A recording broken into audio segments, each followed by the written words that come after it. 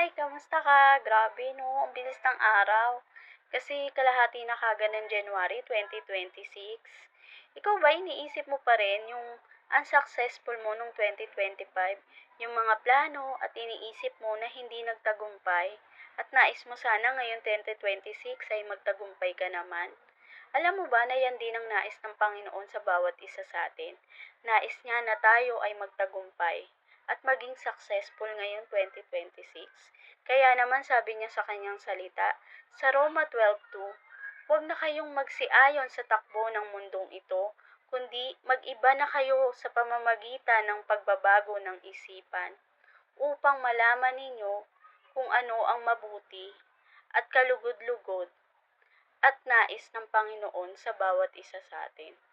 Oo, yun naman pala, nais ng Lord na magbago tayo ng isipan.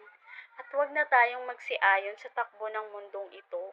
Bakit? Dahil ang takbo ng mundong ito ay gusto instant. Instant yaman, taya ng loto. Instant yaman, sugal. Kala nila magiging maayos at maganda ang buhay nila sa pagsusugal at pagtaya ng loto. Nagkakamali po tayo.